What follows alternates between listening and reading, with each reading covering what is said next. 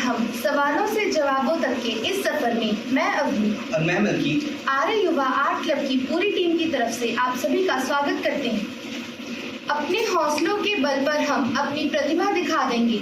अगर कोई मंच न दे हमको, हम मंच अपना बना लेंगे। जो कहते खुद को सितारा है, जगमगाकर उनके सामने भी चमक कर देंगे उनकी फीकी, और सूरज खुद को बना लेंगे। आज हम जिस शख्सियत से आपको रूबरू करवाने जा रहे हैं उनका नाम है डॉक्टर नीतू अरोड़ा। यह एक कवयित्री और इन्होंने अपना ज़्यादातर जीवन एजुकेशन सिस्टम को समर्पित किया है। तो आइए जानते हैं एक मुलाकात के जरिए इनके जीवन से जुड़े कुछ खट्टे मीठे और अनमोल पलों को इन्हीं की जुबानी। Welcome ma'am. Thank you. हमने बहुत सोचा कि आपसे पहला सवाल क्या पूछा जाए, तो लगा कि हर इंसान का बचपन बहुत ही खास होता है। झूठ बोलते थे फिर भी कितने सच्चे थे हम। ये उन दिनों की बात है जब बच्चे थे। अब हमें अपने बचपन के बारे में कुछ बताएं। ਸਾਰਿਆਂ ਨਾਲੋਂ ਪਹਿਲਾਂ ਤਾਂ ਮੈਂ ਇੱਕ ਗੱਲ ਸਾਰਿਆਂ ਨੂੰ ਕਹੂੰਗੀ ਕਿ ਮੈਨੂੰ ਸੱਚੀ ਐਵੇਂ ਲੱਗ ਰਿਹਾ ਜਿਵੇਂ ਮੇਰਾ ਐਗਜ਼ਾਮ ਹੁੰਦਾ। ਮਤਲਬ ਬੜੇ ਸਾਲਾਂ ਬਾਅਦ ਮੈਨੂੰ ਉਹ ਫੀਲਿੰਗ ਆ ਰਹੀ ਹੈ ਕਿ ਮੈਂ ਪੇਪਰ 'ਚ ਬੈਠੀ ਹਾਂ ਤੇ ਕੁਐਸਚਨ ਪੇਪਰ ਮਿਲਣ ਵਾਲਾ ਤੇ ਮੈਨੂੰ ਕੁਝ ਆਉਂਦਾ ਹੋਊਗਾ ਕਿ ਨਹੀਂ, ਆਈ ਡੋਂਟ ਨੋ। ਬਚਪਨ ਤੁਹਾਡੇ ਵਰਗਾ ਤਾਂ ਨਹੀਂ ਸੀਗਾ ਕਿ ਅਸੀਂ ਮੈਂ ਪਿੰਡ 'ਚ ਰਹਿਣ ਵਾਲੇ ਆ ਨਾ, ਬੱਚੇ ਫਾਦਰ ਇਹੋ ਜਿਹਾ ਕੰਮ ਕਰਦੇ ਸੀ ਕਿ ਅਸੀਂ ਏਡੇ ਵੱਡੇ ਸਕੂਲ 'ਚ ਜਿਵੇਂ ਤੁਸੀਂ ਪੜ੍ਹ ਰਹੇ ਹੋ, ਜਿਵੇਂ ਖੂਬਸੂਰਤ ਤੁਸੀਂ ਲੱਗ ਰਹੇ ਹੋ, ਸ਼ਾਇਦ ਸਾਡੇ ਕੋਲ ਉਹ ਸਾਰਾ ਕੁਝ ਨਹੀਂ ਸੀ। ਪਰ ਫਿਰ ਵੀ ਬਚਪਨ ਸੋਹਣਾ ਹੁੰਦਾ, ਬੇਫਿਕਰੀ ਹੁੰਦੀ ਹੈ बचपन ਦੇ ਵਿੱਚ, ਤਾਂ ਉਹ ਸਾਰਾ ਕੁਝ ਸੀ। आपके पास तो काफी फ्री टाइम होता होगा एक्स्ट्रा एक्टिविटीज करने के। बचपन में बचपन 'ਚ फ्री टाइम ਤਾਂ ਹੁੰਦਾ ਸੀ, ਪਰ ਐਕਸਟਰਾ ਐਕਟੀਵਿਟੀਜ਼ ਕੀ ਕਰੀਏ ਦੱਸਣ ਵਾਲਾ ਸ਼ਾਇਦ ਕੋਈ ਨਹੀਂ ਹੁੰਦਾ ਸੀ। ਐਵੇਂ ਦੇ ਟੀਚਰਸ ਨਹੀਂ ਸੀਗੇ, ਤਾਂ ਪਤਾ ਹੀ ਨਹੀਂ ਕਦੋਂ ਘਰ ਦਾ ਕੰਮ ਕਰਾਉਂਦੇ ਮੰਮੀ ਹੁਣਾਂ ਨਾਲ ਜਾਂ ਕੁਛ ਹੋਰ, ਇਸ ਤਰ੍ਹਾਂ ਵਕਤ ਬੀਤ ਜਾਂਦਾ ਸੀ। ਐਕਸਟਰਾ ਕਰਿਕੂਲਰ ਐਕਟੀਵਿਟੀਜ਼ ਵਗੈਰਾ ਬਹੁਤਾ ਨਹੀਂ ਸੀ। ਪਰ ਮੈਂ ਆਪਣੇ ਸਕੂਲ ਟਾਈਮ ਤੋਂ ਡੈਕਲੇਮੇਸ਼ਨ ਕੰਟੈਸਟ ਵਗੈਰਾ ਦੇ ਵਿੱਚ ਪਾਰਟਿਸਿਪੇਟ ਕਰਦੀ ਰਹੀ। ਇਸ ਕਰਕੇ ਬੋਲਣਾ, ਕਵਿਤਾ ਪੜ੍ਹਨਾ, ਕਵਿਤਾ ਸੁਣਾਉਣਾ ਬੜਾ ਚੰਗਾ। ਜਿਵੇਂ ਛੋਟੇ ਬੱਚੇ ਹੁੰਦੇ ਆ ਨਾ, ਘਰ 'ਚ ਕੋਈ ਗੈਸਟ ਆਉਣਾ ਤਾਂ ਮੈਨੂੰ ਕਹਿਣਾ ਵੀ ਤੂੰ ਚੱਲ ਕਵਿਤਾ ਸੁਣਾ। ਤਾਂ ਉਹ ਛੋਟੇ ਹੁੰਦਿਆਂ ਤੋਂ ਹੀ ਤੁਹਾਨੂੰ ਜਿਹੜੀਆਂ ਇੱਕ ਦੋ ਪੋਇਮਸ ਯਾਦ ਹੁੰਦੀਆਂ ਨੇ ਉਹ ਸਾਰੇ ਆਈਡੀਆ ਨੂੰ ਸੁਣਾਉਣੀਆਂ। ਉਸ ਤੋਂ ਬਾਅਦ ਸਕੂਲ ਲੈਵਲ ਤੇ ਡੈਕਲੇਮੇਸ਼ਨ ਕੰਟੈਸਟ ਵਗੈਰਾ 'ਚ ਪਾਰਟਿਸਿਪੇਟ ਕਰਦੇ ਸੀ। ਇਸ ਤੋਂ ਬਿਨਾਂ ਕੋਈ ਸਾਡੇ ਕੋਲ ਮਿਥੁਨ ਸਰ ਨਹੀਂ ਸੀਗੇ ਕਿ ਉਹ ਆਰਟ ਸਿਖਾ ਸਕਦੇ, ਕੋਈ ਪੇਂਟਿੰਗ ਕੀ ਹੁੰਦੀ ਹੈ ਕੁਝ ਪਤਾ ਹੁੰਦਾ।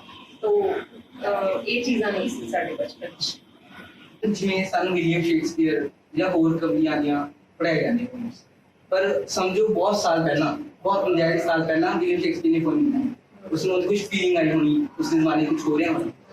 ਤੇ ਪਰ ਅੱਜ ਕੱਲ੍ਹ ਬੱਚੇ ਵੀ ਬਹੁਤ ਕੁਛ ਮਹਿਸੂਸ ਕਰਦੇ ਹਨ। ਬੱਚੇ ਵੀ ਅੱਜ ਕੱਲ੍ਹ ਦੀ ਫੀਲਿੰਗਸ ਕੁਛ ਜ਼ਿਆਦਾ ਹੀ ਨੇ, ਤੇ ਪਰ ਬੱਚੇ ਇਸ ਫੀਲਿੰਗਸ ਨੂੰ ਵਿਅਕਤ ਕਰਨਾ ਨਹੀਂ ਸਿੱਖਦੇ, ਮਤਲਬ ਉਹ ਸਮਝਾ ਨਹੀਂ ਪਾ ਰਹੇ ਕਿਸੇ ਨੂੰ। ਤੇ ਕਵਿਤਾ ਬੱਚੇ ਇਸ ਮਦਦ ਕਰ ਸਕਦੇ ਹਨ, ਪਰ ਸਕੂਲ ਐਵੇਂ ਕਰ ਹੀ ਨਹੀਂ ਰਹੇ।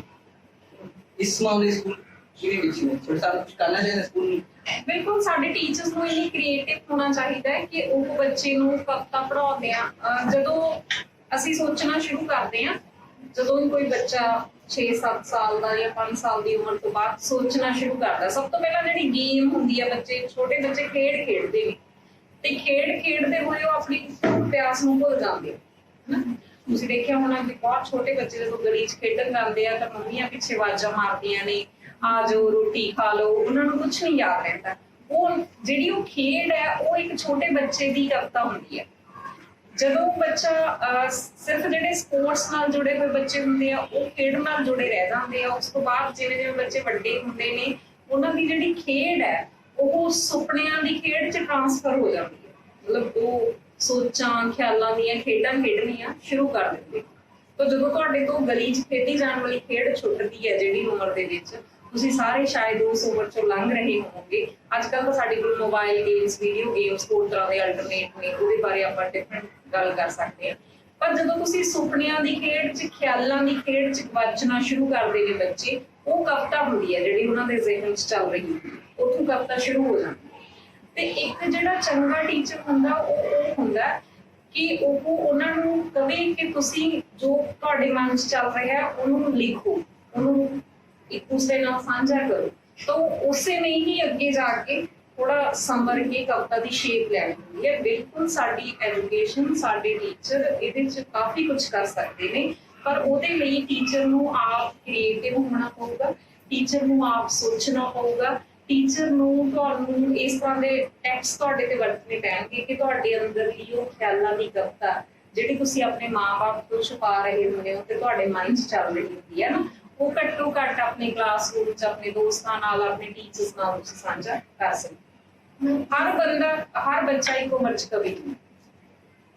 मैम जैसे हर बच्चे को अपने अंदर की कलाकार के ढूंढने में काफी टाइम लग जाता है, आपको कब पता लगा कि आपने कविता लिखने की तरह? ਮੈਨੂੰ ਛੋਟੇ ਹੁੰਦਿਆਂ 7ਵੀਂ 8ਵੀਂ ਚ ਜਿਵੇਂ ਮਨ ਚ ਗੱਲਾਂ ਦੀਆਂ ਜਿਹੜੀ ਉਮਰ ਮੈਂ ਕਹਿ ਰਹੀ ਹਾਂ ਵੀ ਗਲੀ ਚ ਖੇਡਾਂ ਖੇਡਣੀਆਂ ਬੰਦ ਕਰਦਿਆਂ ਤਾਂ ਮਨ ਚ ਜਿਹੜੀਆਂ ਗੱਲਾਂ ਚੱਲਦੀਆਂ ਸੀ, ਤਾਂ ਮੇਰੇ ਕੋਲ ਕੋਈ ਜਿਵੇਂ ਮੇਰਾ ਬ੍ਰਦਰ ਸੀਗਾ ਘਰ ਚ ਤੇ ਉਹ ਵੱਡਾ ਸੀ ਮੇਰੇ ਤੋਂ, ਸਿਸਟਰ ਨਹੀਂ ਕੋਈ ਸੀ। ਆਮ ਤੌਰ ਤੇ ਤੁਸੀਂ ਦੇਖਿਆ ਹੋਣਾ ਘਰ ਚ ਬ੍ਰਦਰ ਸਿਸਟਰ ਆਪਸ ਚ ਘੱਟ ਡਾਇਲੌਗ ਕਰਦੇ ਨੇ, ਪਰ ਜਦੋਂ ਸਿਸਟਰਸ ਹੋਣ ਤਾਂ ਉਹਨਾਂ ਦਾ ਆਪਸ ਚ ਜ਼ਿਆਦਾ ਡਾਇਲੌਗ ਹੁੰਦਾ ਹੈ ਨਾ। ਤਾਂ ਮੇਰੇ ਕੋਲ ਕੋਈ ਸਿਸਟਰ ਨਹੀਂ ਸੀ ਮੇਰੀ, ਮਤਲਬ ਜਿਹਦੇ ਨਾਲ ਮੈਂ ਡਾਇਲੌਗ ਕਰ ਸਕਦੀ, ਗੱਲ ਕਰ ਸਕਦੀ ਹੈ ਨਾ। ਤੇ ਫਰੈਂਡਸ ਦੇ ਵਿੱਚ ਵੀ ਮੈਂ ਥੋੜੀ ਜਿਹੀ ਚੁੱਪ ਕੀਤੀ, ਘੱਟ ਬੋਲਣ ਵਾਲੀ, ਮਤਲਬ ਬਹੁਤੇ ਫਰੈਂਡਸ ਵੀ ਨਹੀਂ ਸੀ। ਤਾਂ ਉਹ ਜਿਹੜੀਆਂ ਮਨ ਦੀਆਂ ਉਡਾਰੀਆਂ ਵਿਚਾਰ ਉਹ ਮਨ 'ਚ ਹੀ ਚੱਲਦੇ ਸੀ ਨਾ, ਤਾਂ ਉਦੋਂ ਤੋਂ ਹਲਕੀ ਫੁਲਕੀ ਮਤਲਬ ਉਦੋਂ ਲਿਖਦੇ ਵੀ ਨਹੀਂ ਹੁੰਦੇ ਸੀ, ਮਨ 'ਚ ਹੀ ਗੱਲਾਂ ਚੱਲਦੀਆਂ, ਇਹ ਨਹੀਂ ਪਤਾ ਸੀ ਕਿ ਇਹ ਪੋਇਟਰੀ ਹੈ। ਫਿਰ 9ਵੀਂ 10ਵੀਂ 'ਚ ਆ ਕੇ ਹਲਕਾ ਫੁਲਕਾ ਲਿਖਣਾ ਸ਼ੁਰੂ ਕੀਤਾ ਤੇ ਫਿਰ ਉਹ ਟੀਚਰਸ ਨੇ ਪੜ੍ਹਿਆ ਤੇ ਉਹਨਾਂ ਨੇ ਕਿਹਾ ਕਿ ਦਿਸ ਇਜ਼ ਪੋਇਟਰੀ।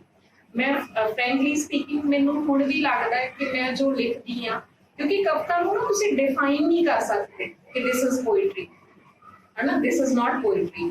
ਕਵਿਤਾ ਦੀਆਂ ਇੰਨੀਆਂ ਸ਼ੇਡਸ ਮਿਲਣਗੀਆਂ ਤੁਹਾਨੂੰ ਜਦੋਂ ਤੁਸੀਂ ਪੜ੍ਹੋਗੇ, ਹਰ ਲੈਂਗੁਏਜ ਦੇ ਵਿੱਚ 100 ਤਰ੍ਹਾਂ ਦੀ ਕਵਿਤਾ ਮਿਲੂਗੀ। ਫਿਰ ਇਸ ਤਰ੍ਹਾਂ ਦੀ ਬਹਿਸ ਚੱਲਦੀ ਹੈ ਕਿ ਇਹ ਕਵਿਤਾ ਹੈਗੀ ਆ ਜਾਂ ਨਹੀਂ ਹੈਗੀ।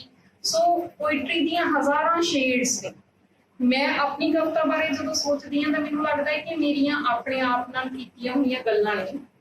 ਜੇ ਕਿਸੇ ਨੂੰ ਪੜ੍ਹ ਕੇ ਲੱਗਦਾ ਹੈ ਕਿ ਕਵਿਤਾ ਹੈਗੀ ਆ ਤਾਂ ਹੈਗੀ ਆ, ਜੇ ਕਿਸੇ ਨੂੰ ਲੱਗਦਾ ਹੈ ਕਿ ਨਹੀਂ ਹੈਗੀ ਤਾਂ ਨਹੀਂ ਹੈਗੀ। ਮਤਲਬ ਮੇਰਾ ਇਹ ਇਸ਼ੂ ਹੀ ਨਹੀਂ ਹੈਗਾ ਕਿ ਮੈਂ ਕਵਿਤਾ ਲਿਖੀ। जैसे कई लोग अच्छी कविता बुरी कविता कह देते हैं, तो वो किस बेसिस पर जैसे अच्छी और बुरी डिफाइन करते हैं? ਮੈਂ ਉਹੀ ਜਿਹੜੀ ਆਪਾਂ ਪਹਿਲਾਂ ਗੱਲ ਕਰ ਰਹੇ ਸੀ ਕਿ ਉਹਦੇ ਨਾਲ ਜੁੜੀ ਹੋਈ ਗੱਲ ਹੈ ਨਾ ਕਿ ਹਰ ਬੰਦੇ ਦਾ, ਕਿਸੇ ਨੂੰ ਗੁਲਾਬ ਪਸੰਦ ਹੈ, ਕਿਸੇ ਨੂੰ ਕਮਲ ਦਾ ਫੁੱਲ ਪਸੰਦ ਹੈ ਨਾ, ਕਿਸੇ ਨੂੰ ਕੋਈ ਹੋਰ ਫੁੱਲ ਪਸੰਦ ਹੋਊਗਾ। ਹਰ ਇੱਕ ਬੰਦੇ ਦੀ ਆਪਣੀ ਆਪਣੀ ਪਸੰਦ ਹੈ। ਸਾਡੇ ਰੰਗ ਵੀ ਸਾਨੂੰ ਅਲੱਗ-ਅਲੱਗ ਪਸੰਦ ਹੁੰਦੇ ਨੇ। ਉਸੇ ਤਰ੍ਹਾਂ ਹਰ ਬੰਦੇ ਦੇ ਕਵਿਤਾ ਬਾਰੇ ਆਪਣੇ ਵਿਚਾਰ ਨੇ ਹਨਾ। ਕਿਸੇ ਨੂੰ ਲੱਗਦਾ ਹੈ ਕਿ ਆਹੀ ਕਵਿਤਾ ਹੁੰਦੀ ਹੈ, ਕਿਸੇ ਨੂੰ ਲੱਗਦਾ ਹੈ ਕਿ ਕਵਿਤਾ ਇਹੋ ਜਿਹੀ ਹੋਣੀ ਚਾਹੀਦੀ ਆ। ਪਰ ਮੈਂ ਜਿਵੇਂ ਪਹਿਲਾਂ ਹੀ ਕਲੀਅਰ ਕੀਤਾ ਕਿ ਮੈਨੂੰ ਲੱਗਦਾ ਹੈ ਕਿ ਜੇ ਤੁਸੀਂ ਆਪਣੇ ਨਾਲ ਗੱਲ ਕਰਦੇ ਆ, ਇਮਾਨਦਾਰੀ ਨਾਲ ਆਪਣੇ ਸੈਲਫ ਨਾਲ ਗੱਲ ਕਰਦੇ ਆ, ਕੁਛ ਵੀ ਲਿਖਦੇ ਹੋ ਕਵਿਤਾ ਹੈ, ਉਹਦੇ ਚ ਮਾੜੇ ਜਾਂ ਚੰਗੇ ਦਾ, ਕਵਿਤਾ ਮਾੜੀ ਜਾਂ ਚੰਗੀ ਲਿਖਦੀ, ਕਵਿਤਾ ਜਾਂ ਹੁੰਦੀ ਹੈ ਜਾਂ ਨਹੀਂ ਹੁੰਦੀ, ਬਸ ਮਾੜੇ ਚੰਗੇ ਦਾ ਕਨਸੈਪਟ ਨਹੀਂ ਹੈਗਾ ਇਹਦੇ ਚ। हम स्टूडेंट रैपिड फायर कर देंगे, तो ये सारे सवाल आने एक शब्द का नहीं और मैंने कुछ फेल भी कर सकते हो कुछ नो है टेस्ट नहीं है। मैं पहला सवाल, थोड़ा फेवरेट फ्लावर कौन सा? गुलाब, मैम आपका फेवरेट कलर कौन सा है? रेड, मैम थोड़ी फेवरेट डिश? रोटियां मैम आपका फेवरेट फ्रूट? अनार, फेवरेट राइटर? पाश। आपका रोल मॉडल कौन है? रोल मॉडल मेरा ऐसा कुछ कोई नहीं है। And favourite writer stories novels मुझे राइटर्स से भी छोड़, मैंने बहुत सारे राइटर्स पसंद है, मैं एक छोड़ नहीं कर सकती। मैम आपका फेवरेट पोम? मेरी ਜਿਹੜੀ ਤੁਸੀਂ ਸਾਰਿਆਂ ਨੇ ਸ਼ਾਇਦ ਸੁਣੀ ਹੈ, ਖਤਰਨਾਕ ਔਰਤ ਵਾਲੀ ਹੈ ਨਾ, मैं पढ़ के सुनाती हूँ। सुनी हुई है ना बच्चों ने? हम कई बार जाएंगे। और पंजाबी च सुनावा कि हिंदी च सुनावा? जो आपको ठीक है। पंजाबी च सुनाती हूँ, मैं थोड़ी ज्यादा कपड़े सारे नु पंजाबी समझ आ जाएगी। कविता है सुपन साज। सुपन साज आपको मालूम है, जो सुपने बनाता है ना अपने दिमाग में, वो समझते हैं मैं खतरनाक औरत हूं। औरतां जो सुर्खी नहीं लाउंदियां, ਚੂੜੀਆਂ ਨਹੀਂ ਪਾਉਂਦੀਆਂ, ਗਹਿਣਿਆਂ ਦੀ ਥਾਂ ਕਿਤਾਬਾਂ ਖਰੀਦੀਆਂ ਹਨ, ਜਿਨ੍ਹਾਂ ਦੇ ਪਰਸਾਂ 'ਚ ਕੰਘਾ ਸ਼ੀਸ਼ਾ ਨਹੀਂ, ਕਾਗਜ਼ ਤੇ ਕਲਮਾਂ ਹੁੰਦੀਆਂ। ਅਜਿਹੀਆਂ ਔਰਤਾਂ ਖਤਰਨਾਕ ਹੁੰਦੀਆਂ। ਉਹ ਮੈਨੂੰ ਖਤਰਨਾਕ ਸਮਝ ਮੇਰਾ ਪਿੱਛਾ ਕਰਦੇ ਹਨ। ਮੇਰੇ ਘਰ ਦਾ ਹਰ ਕੋਨਾ ਫਰੋਲਦੇ, ਖਾਲੀ ਹੱਥ ਪਰਤਾਂ। ਕਿਤੋਂ ਕੁਝ ਖਤਰਨਾਕ ਨਹੀਂ ਮਿਲਦਾ। ਬਸ ਉਹ ਮੇਰੀਆਂ ਅੱਖਾਂ ਵੱਲ ਦੇਖਣਾ ਭੁੱਲ ਜਾਂਦੇ ਹਨ ਤੇ ਤਲਾਸ਼ੀ ਬਿਨਾਂ ਬਚੀ ਰਹਿੰਦੀ ਹੈ ਇਹ ਇੱਕੋ ਇੱਕ ਜਗ੍ਹਾ ਜਿੱਥੇ ਮੈਂ ਸੁਪਨੇ ਰੁਕ ਗਿਆ। ਠੀਕ ਹੈ मैं मतलब इस कौन छोड़वाई जाती ਨਹੀਂ, ਇਸ ਪੁਆਇੰਟ 'ਚ ਮੇਰੇ ਬਾਰੇ ਗੱਲ ਨਹੀਂ ਹੋ ਰਹੀ। ਇਸ ਪੁਆਇੰਟ 'ਚ ਕਿ ਸਮਾਜ ਨੇ ਨਾ ਔਰਤ ਨੂੰ, ਤੁਸੀਂ ਆਪਣੇ ਘਰ 'ਚ ਆਪਣੀਆਂ ਮਦਰਸ ਨੂੰ ਦੇਖਦੇ ਹੋਣਗੇ ਕਿ ਉਹ ਬਹੁਤ ਸਮਾਂ ਆਪਣੀ ਜਿਹੜੀ ਬਿਊਟੀ ਨੂੰ ਐਡਰੈਸ ਕਰਦੀਆਂ। ਕਦੇ ਉਹਨਾਂ ਨੇ ਫੇਸ਼ੀਅਲ ਕਰਾਉਣੇ ਨੇ, ਕਦੇ ਉਹਨਾਂ ਨੇ ਵਾਲ ਕਟਾਉਣੇ ਨੇ, ਕਦੇ ਲਿਪਸਟਿਕ ਲਾਉਣੀ ਆ।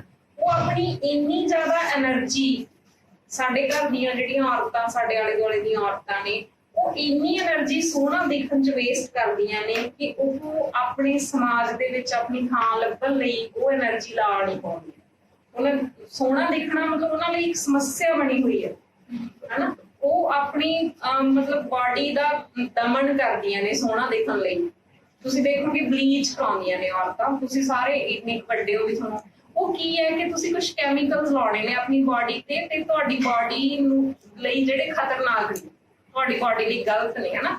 ਫਿਰ ਵੀ ਸਾਰੀਆਂ ਔਰਤਾਂ ਕਰਾਉਂਦੀਆਂ ਨੇ ਉਹ, ਮਤਲਬ ਕਦੇ ਆਪਣੇ ਤਰ੍ਹਾਂ ਤਰ੍ਹਾਂ ਨਾਲ ਫੇਸ਼ੀਅਲ ਕਰਾਉਂਦੀਆਂ ਨੇ, ਤਰ੍ਹਾਂ ਦੀਆਂ ਅੱਜ ਕੱਲ੍ਹ ਟੈਕਨੀਕਸ ਆਈਆਂ ਹੋਈਆਂ ਨੇ ਹਨਾ। ਹਾਂ, ਸਰਜਰੀਜ਼ ਤੱਕ ਹੁੰਦੀਆਂ ਨੇ। ਪਿੱਛੇ ਜੇ ਸ਼੍ਰੀ ਦੇਵੀ ਦੀ ਡੈਥ ਹੋਈ ਹੈ ਤੇ ਉਹਦੀ ਡੈਥ ਦਾ ਕਾਰਨ ਇਹ ਸੀ ਕਿ ਤੁਸੀਂ ਦੇਖੋ ਫਿਲਮ ਇੰਡਸਟਰੀ ਦੇ ਵਿੱਚ ਜਿਹੜੇ ਤਾਂ ਬੰਦੇ ਨੇ, ਅਮਿਤਾਭ ਬੱਚਨ ਹਲੇ ਤੱਕ ਐਜ਼ ਹੀਰੋ ਕੰਮ ਕਰੀ ਜਾਂਦਾ। ਪਿੱਛੇ ਜੇ 102 ਨਾਟ ਆਊਟ ਫਿਲਮ ਆਈ ਸੀ। ਔਰਤਾਂ ਦੀ ਜਿਹੜੀਆਂ ਔਰਤਾਂ ਨੇ ਉਹ ਉਦੋਂ ਤੱਕ ਹੀ ਫਿਲਮ ਇੰਡਸਟਰੀ 'ਚ ਕੰਮ ਕਰਦੀਆਂ ਨੇ ਜਦੋਂ ਤੱਕ ਸੋਹਣੀਆਂ ਨੇ। ਉਦੋਂ ਬਾਅਦ ਮਾਂ ਦਾ ਰੋਲ ਮਿਲਣ ਲੱਗ ਜਾਂਦਾ, ਕੋਈ ਸਾਈਡ ਰੋਲ ਮਿਲਣ ਲੱਗ ਜਾਂਦਾ ਉਹਨਾਂ ਨੂੰ। ਉਹਨਾਂ ਦੀ ਏਜ ਮਤਲਬ ਉਹਨਾਂ ਦੀ ਬਿਊਟੀ ਬਹੁਤ ਮੈਟਰ ਕਰਦੀ ਹੈ ਤੇ ਉਹਦੇ ਤੇ ਆਪਣੇ ਆਪ ਨੂੰ ਸੋਹਣਾ ਰੱਖਣ ਦਾ, ਜਵਾਨ ਰਹਿਣ ਦਾ ਇੰਨਾ ਪ੍ਰੈਸ਼ਰ ਹੈ ਔਰਤ ਤੇ ਕਿ ਉਹ ਜਾਂ ਤਾਂ ਪਲਾਸਟਿਕ ਸਰਜਰੀ ਕਰਾਉਂਦੀ ਹੈ ਜਾਂ ਡਾਈਟਿੰਗ ਕਰਦੀ ਹੈ, ਕੁਝ ਖਾਂਦੀ ਨਹੀਂ, ਕੈਮੀਕਲਸ ਖਾਂਦੀਆਂ ਨੇ ਫਿਰ ਉਹ ਸੋਹਣੀਆਂ ਦੇਖਣ ਲਈ ਤੇ ਪਤਲੀਆਂ ਰਹਿਣ ਲਈ, ਜ਼ੀਰੋ ਫਿਗਰ ਬਣਾਉਣ ਲਈ। ਸਾਡੀਆਂ ਇੰਡੀਆ ਦੀਆਂ 90% ਔਰਤਾਂ ਦੇ ਵਿੱਚ ਖੂਨ ਦੀ ਕਮੀ ਹੈ। ਉਹਦਾ ਕਾਰਨ ਕੀ ਹੈ ਵੀ ਉਹ ਪਤਲਾ ਦਿਖਣੀਆਂ ਚਾਹੁੰਦੀਆਂ ਨੇ, ਡਾਈਟਿੰਗ ਕਰਦੀਆਂ ਨੇ, ਮੁੰਡਿਆਂ ਨਾਲੋਂ ਘੱਟ ਖਾਂਦੀਆਂ ਨੇ। ਤੁਹਾਡੇ ਘਰ 'ਚ ਤੁਸੀਂ ਦੇਖੋਗੇ ਕਿ ਤੁਹਾਡੇ ਫਾਦਰ ਦੀ ਡਾਈਟ ਤੁਹਾਡੀ ਮਦਰ ਨਾਲੋਂ ਜ਼ਿਆਦਾ ਹੋਊਗੀ, ਤੁਹਾਡੇ ਬ੍ਰਦਰ ਦੀ ਡਾਈਟ ਹੈ ਜਿਹੜੀ ਤੁਹਾਡੀ ਸਿਸਟਰ ਨਾਲੋਂ ਜ਼ਿਆਦਾ ਹੋਊਗੀ। ਚਾਹੇ ਔਰਤ ਜ਼ਿਆਦਾ ਕੰਮ ਕਰਦੀ ਹੈ, ਲੇਬਰ ਜ਼ਿਆਦਾ ਕਰਦੀ ਹੈ ਘਰ 'ਚ ਮਦਰ ਫਾਦਰ ਨਾਲੋਂ ਹਨਾ। ਤੁਹਾਡੇ ਕਿਸੇ ਦੇ ਫਾਦਰ ਲੇਬਰ ਜੌਬਸ ਤਾਂ ਹੋਣੇ ਨਹੀਂ, ਮੈਨੂੰ ਲੱਗਦਾ ਕੋਈ ਇੱਕ ਅੱਧਾ ਬੱਚਾ ਹੋ ਸਕਦਾ ਤੁਹਾਡੀ ਜਿਹੜੀ ਕਲਾਸ ਹੈ। ਤਾਂ ਤੁਹਾਡੇ ਫਾਦਰ ਤਾਂ ਇੱਕ ਦੁਕਾਨ ਤੇ ਜਾ ਕੇ ਬਹਿ ਕੇ ਜਾਂ ਆਫਿਸ ਜੌਬ 'ਚ ਨੇ, ਉਹੀ ਕੰਮ ਕਰਦੇ ਨੇ।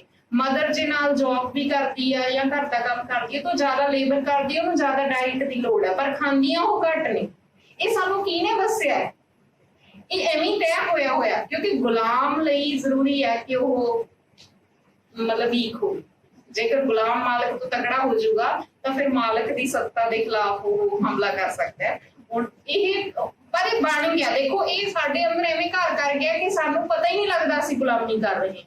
ਮਤਲਬ ਇੰਨੀਆਂ ਨਿੱਕੀਆਂ ਨਿੱਕੀਆਂ ਚੀਜ਼ਾਂ ਨੇ। ਸੋ ਜਿਹੜੀ ਬਿਊਟੀਫੁਲ ਦੇਖਣ ਵਾਲੀ ਗੱਲ ਹੈ, ਇਹਦੇ 'ਚ ਜਿਹੜੀ ਗੱਲ ਕਹੀ ਗਈ ਆ ਕਿ ਜਿਹੜੀਆਂ ਔਰਤਾਂ ਆਪਣੀ એનર્ਜੀ ਇਹਨਾਂ ਚੀਜ਼ਾਂ ਤੇ ਵੇਸਟ ਨਹੀਂ ਕਰਦੀਆਂ, ਉਹ ਕੋਈ ਹੋਰ ਕੰਮ ਕਰਦੀਆਂ ਨੇ ਜਾਂ ਆਪਣੀ ਸੋਸ਼ਲ ਆਇਡੈਂਟੀਟੀ ਤੇ ਵਾਸਤੇ ਕੁਝ ਕਰਦੀਆਂ ਨੇ ਹਨਾ, ਉਹ ਸਾਡੇ ਸਮਾਜ ਨੂੰ ਖਤਰਨਾਕ ਲੱਗਦੀਆਂ ਨੇ। ਤੇ ਖਾਸ ਤੌਰ ਤੇ ਇਹਦੇ 'ਚ ਇੱਕ ਗੱਲ ਆ ਵੀ ਜਿਨ੍ਹਾਂ ਦੇ ਪਰਸਾਂ 'ਚ ਕੰਘਾ ਸ਼ੀਸ਼ਾ ਨਹੀਂ, ਕਲਮਾਂ ਤੇ ਕਿਤਾਬਾਂ ਹੁੰਦੀਆਂ, ਕਿਉਂਕਿ ਤੁਹਾਡੀ ਪਛਾਣ ਹੈ ਜਿਹੜੀ ਸਮਾਜ ਨੇ ਔਰਤ ਹੋਣ ਕਰਕੇ ਵੀ ਸਮਝੋ। ਤੁਸੀਂ ਆਪਣੇ ਘਰ 'ਚ ਦੇਖ ਲਓ ਆਪਣੀ ਮਦਰ ਨੂੰ ਵੀ, ਘਰ 'ਚ ਫੈਸਲੇ ਕੌਣ ਲੈਂਦਾ ਹੈ? ਬਰਾਬਰ ਕਮਾਉਣ ਦੇ ਬਾਵਜੂਦ ਵੀ ਫੈਸਲੇ ਘਰ ਦੇ ਮੰਮੀਆਂ ਕਹਿੰਦੀਆਂ ਨੇ ਤੇਰੇ ਪਾਪਾ ਨੂੰ ਆ ਜਾਣਗੇ, ਮਤਲਬ ਆਪਣੀ ਉਹਨਾਂ ਦੀ ਕੋਈ ਹੋਂਦ ਨਹੀਂ ਹੈਗੀ, ਤੇਰੇ ਪਾਪਾ ਨੂੰ ਆ ਜਾਣਗੇ, ਪਾਪਾ ਨੂੰ ਦੱਸੋ ਹਨਾ। ਤੁਹਾਡੇ ਘਰ 'ਚ ਕਿਵੇਂ ਹੁੰਦਾ? ਮਤਲਬ ਉਹਨਾਂ ਨੇ ਤੁਹਾਨੂੰ ਜਨਮ ਦਿੱਤਾ, ਕਿਉਂ ਉਹਨਾਂ ਨੂੰ ਕਿਸੇ ਹੋਰ ਦਾ ਨਾਮ ਲੈ ਕੇ ਤੁਹਾਨੂੰ ਝੜਕਣਾ ਪੈਂਦਾ? ਉਹ ਆਪ ਕੀ ਐਗਜ਼ਿਸਟ ਨਹੀਂ ਕਰ ਰਹੀ ਹਨਾ। ਤਾਂ ਇਹ ਜਿਹੜੀ ਸਾਰੀ ਗੱਲਬਾਤ ਹੈ ਕਿ ਫਿਰ ਉਹ ਪਛਾਣ ਆਊਗੀ ਕਿਉਂ? ਸੋਹਣੇ ਦੇਖ ਕੇ ਨਹੀਂ ਆਉਣੀ, ਪਾਰਲਰਾਂ 'ਚ ਜਾ ਕੇ ਨਹੀਂ ਆਉਣੀ। ਪਾਰਲਰ ਤੁਹਾਨੂੰ ਗੁਲਾਮ ਬਣਾ ਰਹੇ ਨੇ ਬੇਟਾ। ਅਸੀਂ ਇੱਕ ਗੁਲਾਮੀ 'ਚੋਂ ਨਿਕਲੇ ਹਾਂ ਤੇ ਦੂਜੀ ਗੁਲਾਮੀ 'ਚ ਜਾ ਰਹੇ ਹਾਂ। ਜਿਹੜੇ ਲੋਕਾਂ ਨੇ ਤੈਅ ਕੀਤਾ ਸੀ ਕਿ ਕੁੜੀਆਂ ਨੇ ਸਿਰ ਢੱਕ ਕੇ ਰੱਖਣੇ ਨੇ, ਉਹਨਾਂ ਲੋਕਾਂ ਨੇ ਹੀ ਇਹ ਤੈਅ ਕੀਤਾ ਕਿ ਅਸੀਂ ਪਾਰਲਰਾਂ 'ਚ ਜਾਣਾ ਹੈ। ਉਹਨਾਂ ਲੋਕਾਂ ਨੇ ਇਹ ਤੈਅ ਕੀਤਾ ਕਿ ਅਸੀਂ ਆਪਣੇ ਗਿੱਟੇ ਦਿਖਾਉਣੇ ਨੇ ਤੇ ਅਸੀਂ ਕਿੰਨਾ ਪਿੱਛੋਂ ਬਲਾਊਜ਼ ਦਾ ਗਲਾ ਡੀਪ ਰੱਖਣਾ ਹੈ ਤੇ ਕਿੰਨੇ ਸੋਹਣੇ ਦਿਖਣਾ ਹੈ। ਉਹੀ ਲੋਕ ਨੇ। ਫਾਰਮ ਬਦਲੀ ਹੋਈ ਆ, ਉੱਥੇ ਵੀ ਸਾਡੀ ਐਕਸਪਲੋਇਟੇਸ਼ਨ। ਸੋ ਇਸ ਕਰਕੇ ਉਹਦਾ ਰਾਹ, ਆਪਣੀ ਆਜ਼ਾਦੀ ਤੇ ਆਪਣੀ ਪਛਾਣ ਬਣਾਉਣ ਦਾ ਰਾਹ ਕੁੜੀਆਂ ਵਾਸਤੇ ਕਿਤਾਬਾਂ ਰਾਹੀਂ ਹੋ ਕੇ ਜਾਊਗਾ। ਜਦੋਂ ਤੱਕ ਅਸੀਂ ਅਧਿਐਨ ਨਹੀਂ ਕਰਦੇ, ਪੜ੍ਹਦੇ ਨਹੀਂ, ਸਾਨੂੰ ਠੀਕ ਚੀਜ਼ਾਂ ਕਦੇ ਵੀ ਸਮਝ ਨਹੀਂ ਆਉਣੀਆਂ। ਮੈਂ ਐਵੇਂ ਜੇ ਸੋਚਦੀ ਹੈ। ਇਸ ਸਾਰੀ ਕਵਿਤਾ ਦੇ ਵਿੱਚ ਇਹ ਮਸਲਾ ਹੈ। हम छोटी कविता ने बहुत कुछ कहता, थोड़ी खोर कविता सुनाऊंगी। मैं ना एक बच्चों ਲਈ, ਆਪਣੇ ਵਿਦਿਆਰਥੀਆਂ ਲਈ ਕਵਿਤਾ ਲਿਖੀ ਹੋਈ ਆ, ਉਹ ਤੁਹਾਨੂੰ ਸੁਣਾ ਦਿੰਦੀ ਹਾਂ। ਮੈਂ ਵੀ ਪਹਿਲਾਂ ਸਕੂਲ ਚ, ਅੱਜਕੱਲ ਮੈਂ ਕਾਲਜ ਟੀਚ ਕਰਦੀ ਆ, ਉਸ ਤੋਂ ਪਹਿਲਾਂ ਮੈਂ ਸਕੂਲ ਚ ਟੀਚ ਕਰਦੀ ਸੀ। ਸਕੂਲ ਲੈਕਚਰਰ ਨੂੰ +1+2 ਦੇ ਬੱਚੇ, ਤੁਹਾਡਾ ਕੋਈ ਬਹੁਤ ਫਰਕ ਨਹੀਂ ਹੈ ਉਹਨਾਂ ਨਾਲੋਂ। 9ਵੀਂ 10ਵੀਂ ਜਾਂ +1+2 ਦੇ ਬੱਚੇ ਹਨ, ਲਗਭਗ ਇੱਕੋ ਏਜ ਦੇ ਹੁੰਦੇ ਨੇ। ਪਰ ਇੱਕ ਫਰਕ ਹੈਗਾ ਕਿ ਮੈਂ ਸਰਕਾਰੀ ਸਕੂਲ ਚ ਪੜ੍ਹਾਉਂਦੀ ਸੀ ਤੇ ਸਰਕਾਰੀ ਸਕੂਲ ਚ ਜਿਹੜੇ ਬੱਚੇ ਪੜ੍ਹਦੇ ਹੁੰਦੇ ਨੇ ਉਹ ਹੋਰ ਕਲਾਸ ਦੇ ਹੁੰਦੇ ਨੇ, ਬਹੁਤ ਗਰੀਬ ਘਰਾਂ ਦੇ ਬੱਚੇ, ਮਜ਼ਦੂਰਾਂ ਦੇ ਬੱਚੇ ਹਨ। ਸੋ ਕੁਝ ਗੱਲਾਂ ਤੁਹਾਨੂੰ ਮਿਲਦੀਆਂ ਲੱਗਣਗੀਆਂ, ਕੁਝ ਗੱਲਾਂ ਤੁਹਾਨੂੰ ਵੱਖਰੀਆਂ ਲੱਗ ਸਕਦੀਆਂ ਨੇ।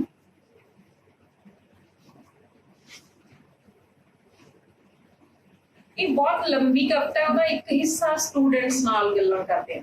ਜਿਵੇਂ ਮੈਂ ਪਹਿਲਾਂ ਕਿਹਾ ਕਿ ਮੈਂ ਕਵਿਤਾ ਕੁਛ ਨਹੀਂ ਲਿਖਦੀ, ਮੈਂ ਆਪਣੇ ਆਪ ਨਾਲ ਗੱਲਾਂ ਕਰਦੀ ਆ, ਉਹਨਾਂ ਲੋਕਾਂ ਨਾਲ ਜਿਨ੍ਹਾਂ ਨਾਲ ਮੇਰਾ ਗੱਲ ਕਰਨ ਨੂੰ ਦਿਲ ਕਰਦਾ ਹੈ ਨਾ, ਉਹ ਜੋ ਵੀ ਬਣ ਜਾਂਦਾ ਹੈ। ਜੇ ਕਵਿਤਾ ਲੱਗੇ ਤਾਂ ਕਵਿਤਾ ਸਮਝ ਲਓ, ਨਹੀਂ ਗੱਲਾਂ ਸਮਝ ਲਓ, ਠੀਕ ਹੈ। ਇਹਦੇ ਜਿਹੜਾ ਸਟੂਡੈਂਟਸ ਵਾਲਾ ਹਿੱਸਾ ਮੈਂ ਉਹ ਪੜ੍ਹ ਦਿੰਦੀ ਹਾਂ ਤੁਹਾਡੇ ਲਈ। ਇਹ ਕਵਿਤਾ ਹੈਗੀ ਹੈ ਕਿ ਮੈਨੂੰ ਮਾਫ ਨਾ ਕਰੀ ਮੇਰੇ ਨੰਨੇ ਵਿਦਿਆਰਥੀਓ, ਮੈਂ ਜਦੋਂ ਵੀ ਤੁਹਾਨੂੰ ਲਕੀਰਾਂ ਵਿੱਚ ਤੁਰਨ ਦੀ ਤਾਕੀਦ ਕੀਤੀ। ਅਨੁਸ਼ਾਸਨ ਦੇ ਨਾਮ ਹੇਠ ਤੁਹਾਡੇ ਹਾਸੇ, ਚੀਕਾਂ, ਸ਼ਰਾਰਤਾਂ ਨੂੰ ਆਪਣੀ ਰੋਹਦਾਰ ਆਵਾਜ਼ ਨਾਲ ਦਬਾਇਆ। ਜਦੋਂ ਵੀ ਰੋਕਿਆ, ਤੁਹਾਡੇ ਮਨਾਂ ਵਿੱਚ ਫੁੱਟੇ ਕਿਸੇ ਜਜ਼ਬੇ ਦੇ ਉਛਾਲ ਨੂੰ, ਉਸ ਹਰ ਪਲ ਲਈ ਮੈਂ ਤੁਹਾਡੀ ਗੁਨਾਹਗਾਰ ਹਾਂ। ਅਸਲ ਵਿੱਚ ਤਾਂ ਮੈਂ ਹਮੇਸ਼ਾ ਪਿਆਰ ਦੀ ਰਹੀ ਤੁਹਾਡੀਆਂ ਚੀਕਾਂ। ਤੁਹਾਡਾ ਨਿਰਸ਼ਲ ਹਾਸਾ ਹਮੇਸ਼ਾ ਆਨੰਦਿਤ ਕਰਦਾ ਰਿਹਾ ਮੈਨੂੰ। ਲੱਗੀ ਜਮਾਤ ਵਿੱਚ ਲੁਕ ਛਿਪ ਕੇ ਮੂੰਗਫਲੀ ਖਾਣਾ, ਅਸ਼ੋਕਲੇ ਜਿਹੇ ਸੀਟੀ ਵਜਾਉਣਾ ਕਿੰਨਾ ਸੁਆਦਲਾ ਲੱਗਦਾ ਹੈ, ਮੈਂ ਤੁਹਾਨੂੰ ਕਦੇ ਨਹੀਂ ਦੱਸ ਸਕੀ। ਤੁਹਾਨੂੰ ਜਿਉਂਦੇ ਧੜਕਦੇ ਪੰਛੀਆਂ ਜਿਹਾ ਨੂੰ ਮੈਂ ਜਮਾਤ ਦੇ ਪਿੰਜਰੇ 'ਚ ਉਡਾ ਦੇਣਾ ਚਾਹੁੰਦੀ ਸੀ। ਤੁਹਾਨੂੰ ਜਿਉਂਦੇ ਧੜਕਦੇ ਪੰਛੀਆਂ ਜਿਹਾ ਨੂੰ ਮੈਂ ਜਮਾਤ ਦੇ ਪਿੰਜਰੇ 'ਚ ਉਡਾ ਦੇਣਾ ਚਾਹੁੰਦੀ ਸੀ ਤੇ ਚਾਹੁੰਦੀ ਸੀ ਤੁਹਾਡੇ ਹੱਥਾਂ ਵਿੱਚ ਪਤੰਗ ਫੜਾ ਤੁਹਾਨੂੰ ਆਈ ਬੋ ਕਰਦਿਆਂ ਨੂੰ ਤੱਕਣਾ। ਸੱਚ ਜਾਣਿਓ ਨੰਨਿਓ, ਮੈਂ ਹਮੇਸ਼ਾ ਚਾਹੁੰਦੀ ਸੀ ਤੁਹਾਨੂੰ ਘੰਟੀ ਦੀ ਕੈਦ ਤੋਂ ਆਜ਼ਾਦ ਕਰਨਾ। ਮੈਂ ਹਮੇਸ਼ਾ ਚਾਹੁੰਦੀ ਸੀ ਤੁਹਾਨੂੰ ਘੰਟੀ ਦੀ ਕੈਦ ਤੋਂ ਆਜ਼ਾਦ ਕਰਨਾ। ਮੈਂ ਤੁਹਾਨੂੰ ਇਸ ਤਰ੍ਹਾਂ ਪੜ੍ਹਾਉਣਾ ਚਾਹੁੰਦੀ ਸੀ ਜਿਵੇਂ ਸੁੱਕੀ ਧਰਤੀ ਤੇ ਪਾਣੀ ਵਰਦਾ ਹੈ। ਚਾਹੁੰਦੀ ਸਾਂ ਗਿਆਨ ਇਸ ਤਰ੍ਹਾਂ ਫੁੱਟੇ ਤੁਹਾਡੇ ਅੰਦਰੋਂ ਜਿਵੇਂ ਦਰਖਤਾਂ ਨੂੰ ਪੱਤੇ ਫੁੱਟਦੇ ਨੇ, ਜਿਵੇਂ ਸਵਾਲ ਤੇ ਜਵਾਬ ਇੰਜ ਔੜਨ ਜਿਵੇਂ ਝਰਨੇ ਨੂੰ ਪਾਣੀ ਔੜਦਾ ਹੈ। ਤੇ ਅਜਿਹਾ ਹੀ ਹੋਰ ਬੜਾ ਕੁਝ ਚਾਹੁੰਦੀ ਸੀ ਜੋ ਠੀਕ ਕਦੇ ਨਹੀਂ ਕਰ ਸਕੀ। ਤੇ ਅਜਿਹਾ ਹੀ ਹੋਰ ਬੜਾ ਕੁਝ ਚਾਹੁੰਦੀ ਸੀ ਜੋ ਠੀਕ ਕਦੇ ਨਹੀਂ ਕਰ ਸਕੀ। ਤੁਸੀਂ ਵੀ ਮੈਨੂੰ ਮਾਫ ਨਾ ਕਰਿਓ ਮੇਰੇ ਨੰਗੇ ਵਿਦਿਆਰਥੀ, ਤੁਸੀਂ ਮੈਨੂੰ ਕਦੇ ਮਾਫ ਨਾ ਕਰਿਓ। ਜਿਹੜਾ ਦੂਸਰਾ ਹਿੱਸਾ ਹੈ ਉਹ ਵੀ ਸਟੂਡੈਂਟਸ ਲਈ ਹੈ, ਪਰ ਉਹ ਗਰੀਬ ਘਰਾਂ ਦੇ ਬੱਚਿਆਂ ਲਈ ਹੈ। ਪਰ ਮੈਂ ਚਾਹੂੰਗੀ ਕਿ ਤੁਸੀਂ ਉਹ ਵੀ ਜਾਣੋ, ਉਹਨਾਂ ਦੀ ਜ਼ਿੰਦਗੀ ਦਾ ਸੱਚ ਵੀ ਜਾਣੋ। ਸੋ ਉਹ ਵੀ ਪੜ੍ਹਦੀ ਹੈ ਨਾ, ਪੜ੍ਹ ਲਓ, ਕੋਈ ਸਮੱਸਿਆ ਨਹੀਂ। ਮੇਰੇ ਪਿੰਡ ਪੜ੍ਹਦੇ ਸਰਕਾਰੀ ਸਕੂਲ ਦੇ ਬੱਚਿਓ, ਮੇਰੇ ਕੋਲ ਐਸੀ ਕੋਈ ਸਿੱਖਿਆ ਨਹੀਂ ਕਿ ਤੁਸੀਂ ਛੱਡ ਦਿਓ ਇੱਕ ਦੂਜੇ ਦੇ ਬਸਤੇ 'ਚ ਰੋਟੀ ਚੁਰਾਉਣਾ, ਗਾਲੀ ਗਲੋਚ ਕਰਨਾ, ਕੁੱਟਣਾ ਘਟਾਉਣਾ। ਮੇਰੇ ਤੋਂ ਤਾਂ ਹਰ ਸਾਲ ਸਿਲੇਬਸ ਵੀ ਅਧੂਰਾ ਛੁੱਟਦਾ ਰਿਹਾ। ਮੇਰੇ ਤੋਂ ਤਾਂ ਹਰ ਸਾਲ ਸਿਲੇਬਸ ਵੀ ਅਧੂਰਾ ਛੁੱਟਦਾ ਰਿਹਾ। ਇੱਕ ਅਨੁਸ਼ਾਸਨ ਸੀ ਜੋ ਹਮੇਸ਼ਾ ਟੁੱਟਦਾ ਰਿਹਾ। ਮੇਰੇ ਕੋਲ ਕੁਝ ਵੀ ਨਹੀਂ ਸੀ ਤੁਹਾਡੀਆਂ ਕਟੋਰਿਆਂ ਵਰਗੀਆਂ ਖਾਲੀ ਅੱਖਾਂ ਨੂੰ ਭਰਨ ਲਈ। ਮੇਰੇ ਕੋਲ ਕੁਝ ਵੀ ਨਹੀਂ ਸੀ ਤੁਹਾਡੀਆਂ ਕਟੋਰਿਆਂ ਵਰਗੀਆਂ ਖਾਲੀ ਅੱਖਾਂ ਨੂੰ ਭਰਨ ਲਈ। ਜਿੱਥੇ ਜਵਾਬ ਰੱਖਣੇ ਸੀ ਮੈਂ ਸਵਾਲ ਰੱਖ ਦਿੱਤੇ। ਜਿੱਥੇ ਜਵਾਬ ਰੱਖਣੇ ਸੀ ਮੈਂ ਸਵਾਲ ਰੱਖ ਦਿੱਤੇ। ਕੁਝ ਖਾਬ ਸੀ, ਕੁਝ ਵਿਚਾਰਾਂ ਦੇ ਚਿਰਾਗ ਜੋ ਤੁਹਾਡੀ ਹਕੀਕਤ ਤੋਂ ਕੋਹਾਂ ਦੂਰ ਸੀ। ਤੁਸੀਂ ਮੈਨੂੰ ਹਰਗਿਜ਼ ਮਾਫ ਨਾ ਕਰਨਾ ਮੇਰੇ ਵਿਦਿਆਰਥੀਓ, ਤੁਸੀਂ ਮੈਨੂੰ ਹਰਗਿਜ਼ ਮਾਫ ਨਾ ਕਰਨਾ। So this is for all of you। Ma'am इस समय टीचर डे रोज लिखिए, शायद ਅਸੀਂ ਬੱਚਿਆਂ ਦਾ ਇੰਗਲਿਸ਼ ਸਮਝ ਹੀ ਆਏ ਇਸ ਵਿਸ਼ੇ ਕਹਿਣਾ ਚਾਹੁੰਦੇ ਹਾਂ। दूसरे वाले हिस्से पहला वाला समझ आ गया। ਹੁਣ ਦੋਨੋਂ ਹੀ ਸਹੀ ਥੋੜੀ ਪਹਿਲੇ ਹਿੱਸੇ 'ਚ ਤਾਂ ਇਹ ਹੈ ਕਿ ਜਿਹੜਾ ਸਾਡਾ ਕਲਾਸ ਜਿਹੜੀ ਜਦੋਂ ਬੱਚੇ ਦੀ ਐਡਮਿਸ਼ਨ ਹੁੰਦੀ ਹੈ ਨਾ ਸਕੂਲ 'ਚ, ਸਾਨੂੰ ਲੱਗਦਾ ਹੈ ਕਿ ਅਸੀਂ ਸਿੱਖਣ ਲਈ ਜਾ ਰਹੇ ਹਾਂ। ਦਰਅਸਲ ਅਸੀਂ ਪਤਾ ਨਹੀਂ ਬੱਚਿਆਂ ਨਾਲ ਇਹ ਗੱਲਾਂ ਕਰਨੀਆਂ ਚਾਹੀਦੀਆਂ ਨੇ ਕਿ ਨਹੀਂ।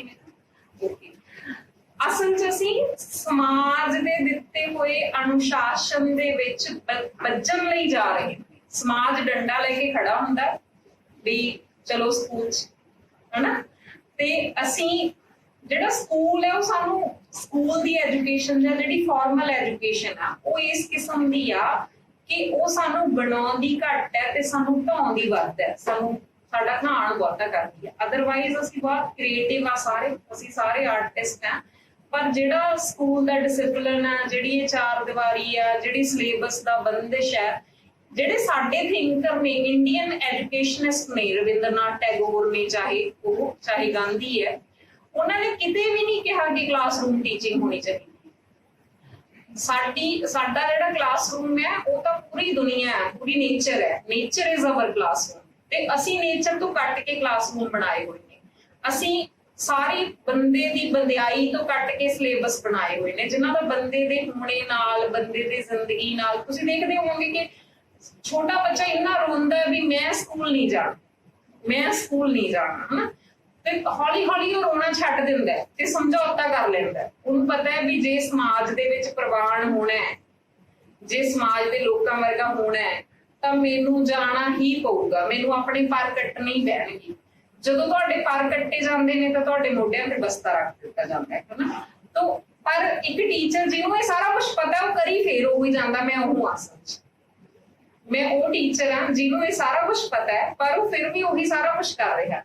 ਪਰ ਉਹਦੇ ਅੰਦਰਲਾ ਜਿਹੜਾ ਕਵੀ ਹੈ, ਉਹਦੇ ਅੰਦਰ ਵੀ ਦੋ ਬੰਦੇ ਨੇ। ਤੁਹਾਡੇ ਬਹੁਤ ਸਾਰੇ ਟੀਚਰਸ ਦੇ ਅੰਦਰ ਵੀ ਇਸ ਕਿਸਮ ਦੀਆਂ ਚੀਜ਼ਾਂ ਅੰਦਰ ਚੱਲਦੀਆਂ ਹੋਣਗੀਆਂ ਕਿ ਉਹਨਾਂ ਨੇ ਤੁਹਾਨੂੰ ਕਹਿਣਾ ਬੇਟੇ ਲਾਈਨ 'ਚ ਚੱਲੋ। ਸਕੂਲਾਂ 'ਚ ਲਾਈਨ 'ਚ ਚੱਲਣਾ ਸਿਖਾਇਆ ਜਾਂਦਾ ਹੈ ਨਾ। ਤੁਸੀਂ ਪ੍ਰੇਅਰ ਕਰਕੇ ਆਉਣੇ ਹੋ, ਤੁਹਾਨੂੰ ਕਿਹਾ ਜਾਂਦਾ ਵੀ ਲਾਈਨ 'ਚ ਚੱਲੋ। ਲਾਈਨ 'ਚ ਚੱਲਣਾ ਕੀ ਹੈ? ਬੇਸਿਕਲੀ ਲਾਈਨ 'ਚ ਚੱਲਣਾ ਲਕੀਰ ਦੇ ਫਕੀਰ ਬਣਨਾ ਹੈ, ਤੁਹਾਡੀ ਕ੍ਰੀਏਟੀਵਿਟੀ ਨੂੰ ਮਾਰਨਾ ਹੈ। ਜਿੰਨਾ ਵੀ ਸਾਡਾ ਡਿਸਿਪਲਿਨ ਹੈ ਉਹ ਬੰਦੇ ਨੂੰ ਕਾਬੂ ਕਰਨ ਲਈ, ਬੰਦੇ ਨੂੰ ਕੰਟਰੋਲ ਕਰਨ ਲਈ ਬਣਾਇਆ ਹੋਇਆ, ਤਾਂ ਕਿ ਉਹ ਆਪਣੀ ਜਿਹੜੀ ਫੈਲਾਏ ਬੰਦਾ। ਅਸੀਂ ਤਾਂ ਨੇਚਰ ਨੂੰ ਵੀ ਹੁਣ ਕੱਟ ਕੇ ਤੁਸੀਂ ਦੇਖੋਗੇ ਜਿਹੜੇ ਲੌਨ ਬਣਾਏ ਜਾਂਦੇ ਨੇ, ਹਨਾ, ਖੂਬਸੂਰਤ ਲੌਨਸ ਨੇ, ਦਰਖਤਾਂ ਨੂੰ ਕੱਟ ਕੇ ਉਹਨੂੰ ਤਰ੍ਹਾਂ ਦੀਆਂ ਸ਼ੇਪਸ ਦਿੰਦੇ ਨੇ। ਪਰ ਇੱਕ ਜਿਹੜੀ ਜੰਗਲੀ ਪੁਣਾ ਹੁੰਦਾ ਦਰਖਤ ਦੇ ਵਿੱਚ, ਹਨਾ, ਉਹਦੀ ਆਪਣੀ ਬਿਊਟੀ ਹੁੰਦੀ ਹੈ। ਤਾਂ ਉਹ ਅਸੀਂ ਉਹ ਸ਼ੇਪ ਵੀ ਦੇਣੀ ਆ ਤੇ ਅਸੀਂ ਉਹ ਜੰਗਲੀ ਪੁਣਾ ਵੀ ਬਰਕਰਾਰ ਰੱਖਣਾ। ਇਹਦੇ ਲਈ ਸਾਨੂੰ ਵਿਚਕਾਰਲਾ ਕੋਈ ਰਸਤਾ ਕਿ ਬੰਦਾ ਸੋਹਣਾ ਬੰਦਾ ਵੀ ਬਣ ਸਕੇ, ਹਨਾ, ਪਰ ਉਹਦੀ ਨੇਚਰ ਦੇ ਨਾਲ ਬਹੁਤਾ ਖਿਲਵਾੜ ਨਾ ਕੀਤਾ ਜਾਵੇ। ਤਾਂ ਇੱਕ ਟੀਚਰ ਜਦੋਂ ਇਹ ਸਾਰੇ ਸਵਾਲ ਸੋਚਦਾ ਆਪਣੇ ਬੱਚਿਆਂ ਬਾਰੇ, ਤਾਂ ਉਹਦੇ ਚੋਂ ਇਹੋ ਜਿਹੀ ਕਵਿਤਾ ਪੈਦਾ ਹੁੰਦੀ ਹੈ। ਹਾਂ ਵੀ ਕੋਈ ਪਸੰਦ ਨਹੀਂ ਜਿੱਥੋਂ ਅਸੀਂ ਆ ਰਹੇ ਹਾਂ, ਪਰ ਅਸੀਂ ਹਮੇਸ਼ਾ ਬੇਚੈਨ ਰਹਿੰਦੇ ਹਾਂ, ਸਾਨੂੰ ਕਿਤੇ ਪਹੁੰਚਣ ਦੀ ਕਾਹਲੀ ਲੱਗੀ ਹੋਈ ਹੈ, ਹਨਾ। ਮਤਲਬ ਉਹ ਕਿੱਥੇ ਪਹੁੰਚਣਾ, ਤੇ ਜਿਹੜੇ ਪਲ 'ਚ ਅਸੀਂ ਜਿਉ ਰਹੇ ਹੁੰਦੇ ਆ ਉਹ ਪਲ ਨੂੰ ਅਸੀਂ, ਜ਼ਿੰਦਗੀ ਹਮੇਸ਼ਾ ਹੁਣ 'ਚ ਹੁੰਦੀ ਹੈ ਤੇ ਹੁਣ ਨੂੰ ਅਸੀਂ ਕਦੇ ਨਹੀਂ ਜਿਉਂਦੇ। ਇਸ ਲਈ ਹੁਣ ਤੁਹਾਡੇ 'ਚ ਬਹੁਤਿਆਂ ਨੂੰ ਕਾਹਲੀ ਲੱਗੀ ਹੋਊਗੀ ਵੀ ਆਹ ਕਦੋਂ ਖਤਮ ਹੋਊਗਾ ਤੇ ਆਪਾਂ ਘਰੇ ਜਾਵਾਂਗੇ, ਹਨਾ। ਤੇ ਉਹ ਘਰ ਬਾਰੇ, ਉਹ ਘਰ ਜਿੱਥੇ ਆਪਾਂ ਰੋਜ਼ ਹੀ ਜਾਂਦੇ, ਉਹ ਘਰ ਜਿੱਥੇ ਜਾ ਕੇ ਅਸੀਂ ਕਹਿੰਦੇ ਹੁੰਦੇ ਵੀ ਕਿਉਂ ਆ ਗਏ,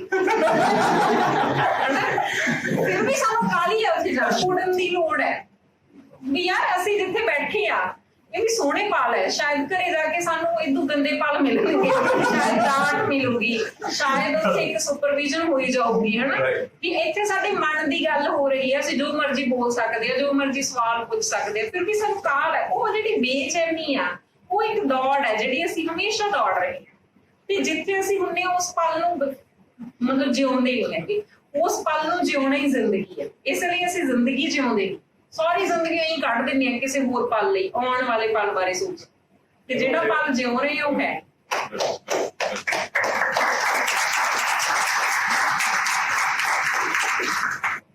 मेरा एक बहुत जरूरी क्वेश्चन है, वो ये कि टाइम भी हमारे पास थोड़ा ही है। एक आपके ना कानों में बालियां नहीं है, एक औरत के है ना, अक्सर हम देखते हैं वो बिना बालियों के, बिना नथनी के, बिना चूड़ियों के, उसके लिए तो बस ऐसा है कि है ना। तो एक मेरा एक किस्सा हमें कुछ याद है, एक्चुअली ऐसा ही कुछ किस्सा हमारे स्कूल में भी था एक, है ना। तो वो किस्सा साड़ी पहनने का था, लेबर डे सेलिब्रेट था और मेल को साड़ी पहनाने का कंपटीशन था और वुमेन्स को टाई पहनाने का, मतलब 4th क्लास हेल्पर के साथ। तो मुझे वो चुभ रही थी बात, और उन्हीं दिनों आपका एक मिलेनियम की किस्सा बड़ा फेमस हुआ क्योंकि हमारे आर्ट ग्रुप वैसा ही है। तो वो क्या है वो किस्सा, मैं एक बार आपके मुंह से सुना।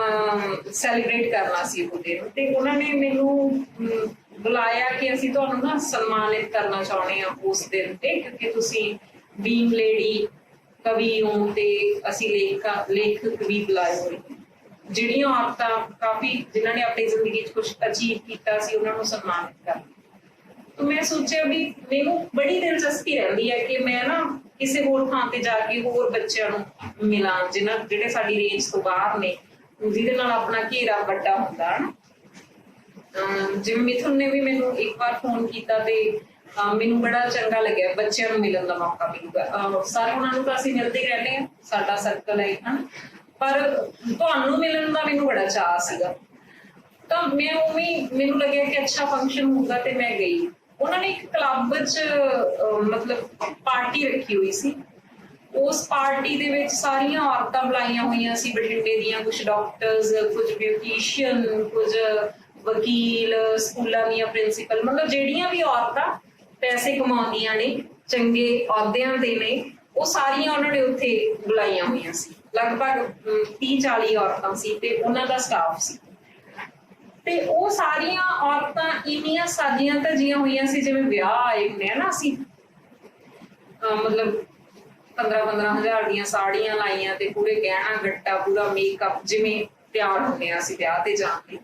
तो मैनूं लग रहा सीगा कि मैं विमेन डे दे फंक्शन ते जा रही हां ते मैं विमेन डे बारे पढ़िया होया कि औरतां ने किवें अधिकार लए ने, लेबर औरतां ने लड़ाई कीती कि सानू बराबर तनख्वाह मिलनी चाहिए है जिन्नी बंदियां नूं मिलदी है काम दी, है ना, या 8 घंटे लेबर वास्ते भी लड़ाई लड़ी गई, या पुराने होर औरतां दे जिहड़े स्ट्रगल ने भी सानू पहला वोट पाउण दा अधिकार नहीं सी औरतां ते उन्हां ने स्ट्रगल करके औरतां ने ये वोट पाउण दा अधिकार लिया है ना। पहला कल्ला बंदा ही वोट दिंदा हुंदा सी, बहुत सारे अधिकार जिवें शाम रात बहुत जल्दी हो जाती है औरतां, वो तो हजे मिले ही नहीं साडे इंडिया च, हजे भी नहीं मिले। साडा दिन ਜਿਹੜਾ ਹੈਗਾ ਉਹ 12 ਘੰਟਿਆਂ ਦਾ ਹੀ ਔਰਤਾਂ ਦਾ, ਔਰਤਾਂ ਦੀ ਜ਼ਿੰਦਗੀ ਵੈਸੇ ਅੱਧੀ ਹੈ। ਮਤਲਬ ਸੰਵਿਧਾਨ ਕਹਿੰਦਾ ਹੈ ਕਿ ਬੰਦੇ ਨੂੰ ਫ੍ਰੀਲੀ ਮੂਵ ਕਰਨ ਦੀ ਆਜ਼ਾਦੀ ਹੈ ਤੇ ਸਾਡਾ ਇਹ ਸੰਵਿਧਾਨਿਕ ਹੱਕ ਹਨੇਰਾ ਹੋਣ ਤੋਂ ਬਾਅਦ ਖੋਹ ਲਿਆ ਜਾਂਦਾ ਹੈ, ਹਨਾ। ਮਤਲਬ ਇਹ ਕਾਨੂੰਨਨ ਜਿਹੜੀਆਂ ਚੀਜ਼ਾਂ ਲਿਖੀਆਂ ਸਾਡੇ ਕੋਲ ਨਹੀਂ ਹੈਗੀਆਂ, ਅਸੀਂ ਹਨੇਰੇ 'ਚ ਬਾਹਰ ਨਹੀਂ ਜਾ ਸਕਦੇ। ਤੋਂ ਕਈ ਹੱਕ ਜਿਹੜੇ ਬਾਹਰਲੇ ਮੁਲਕਾਂ 'ਚ ਔਰਤਾਂ ਨੇ ਲੜ ਕੇ ਲਏ ਸੀ ਕਿ ਅਸੀਂ ਸਾਨੂੰ ਪੜ੍ਹਨ ਦਾ ਅਧਿਕਾਰ, ਪਹਿਲਾਂ ਪੜ੍ਹਨ ਦਾ ਅਧਿਕਾਰ ਨਹੀਂ ਸੀ। ਤਾਂ ਇਹ ਸਾਰੀ ਹਿਸਟਰੀ ਹੈ ਵਿਮਨ ਡੇ ਦੀ, ਜਿਹਦੇ ਕਰਕੇ ਵਿਮਨ ਡੇ ਮਨਾਇਆ ਜਾਂਦਾ, ਉਹਦੀ ਹਿਸਟਰੀ 'ਚ, ਉਹਦੇ ਇਤਿਹਾਸ 'ਚ ਇੰਨਾ ਕੁਛ ਪਿਆ। ਤੇ ਮੈਨੂੰ ਲੱਗਿਆ ਵੀ ਆਹ ਤਾਂ ਇੱਥੇ ਕੁਛ ਹੋਰ ਹੀ ਹੋ ਰਿਹਾ, ਵੀ ਅਸੀਂ ਉਸ ਵਿਮਨ ਡੇ ਦੀ ਤਾਂ ਗੱਲ ਹੀ ਨਹੀਂ ਹੈਗੀ। ਤਾਂ ਉਹ ਮੈਂ ਕਾਫੀ ਦੇਰ ਟੋਲਰੇਟ ਕਰਨ ਦੀ ਉਹਨੂੰ ਕੋਸ਼ਿਸ਼ ਕੀਤੀ। ਉਹ ਤਬੋਲਾ ਖੇਡ ਰਹੇ ਸੀ ਸਾਰੇ ਤੇ ਪਾਰਟੀ ਚੱਲ ਰਹੀ ਆ। ਇੱਕ ਉਹਨਾਂ ਨੇ ਸਾਨੂੰ ਨਾ ਗੇਮ ਖਿਡਾਈ ਵੀ, ਆਪਣੇ ਆਪਣੇ ਪਰਸ ਅੱਗੇ ਰੱਖ ਲਓ ਤੁਸੀਂ, ਅਸੀਂ ਰੱਖ ਲਏ। ਉਹ ਇੱਕ ਮੈਮ ਬੋਲ ਰਹੇ ਸੀ ਵੀ ਤੁਸੀਂ ਨਾ, ਮੈਂ ਲਿਸਟ ਚੋਂ ਨਾਮ ਬੋਲੂੰਗੀ, ਤੁਹਾਡੇ ਪਰਸ ਜੋ ਕੁਛ ਹੈ ਉਹ ਕੱਢਣਾ ਹੈ। ਉਹਦੇ ਵਿੱਚ ਸੀ ਬਿੰਦੀਆਂ, ਲਿਪਸਟਿਕ, ਤੁਹਾਡੇ ਪਰਸ ਹੈਗੀ ਹੈ ਕਿ ਨਹੀਂ, ਨੇਲ ਕਟਰ ਹੈ ਕਿ ਨਹੀਂ, ਕੰਘਾ ਹੈਗਾ ਕਿ ਨਹੀਂ, ਪਾਊਡਰ ਹੈਗਾ ਕਿ ਨਹੀਂ, ਹਨਾ। ਉਹ ਸਾਰੀਆਂ ਔਰਤਾਂ ਕੱਢ ਕੇ, ਕਿਉਂਕਿ ਮੋਸਟਲੀ ਔਰਤਾਂ ਦੇ ਪਰਸਾਂ 'ਚ ਇਹੋ ਜਿਹਾ ਕੁਛ ਹੁੰਦਾ ਹੈ, ਤੇ ਮੈਂ ਆਪਣਾ ਪਰਸ ਚੱਕ ਕੇ ਸਾਈਡ ਤੇ ਰੱਖਤਾ, ਹਨਾ। ਮੈਂ ਆਈ ਵਾਸ ਨਾਟ ਪਲੇਇੰਗ ਦੈਟ ਗੇਮ। ਉਹਨਾਂ ਨੇ ਮੈਨੂੰ ਪੁੱਛਿਆ ਵੀ ਤੁਸੀਂ ਕਿਉਂ ਨਹੀਂ ਖੇਡ ਰਹੇ? ਮੈਂ ਕਿਹਾ ਵੀ ਮੇਰੇ ਪਰਸ 'ਚ ਹੈ ਨਹੀਂ ਇਹੋ ਜਿਹਾ ਕੁਛ, ਮੇਰੇ ਪਾਸ ਕੋਈ ਕਿਤਾਬ ਉਹਨਾਂ ਦੀ ਲਿਸਟ 'ਚ ਨਹੀਂ ਸੀ,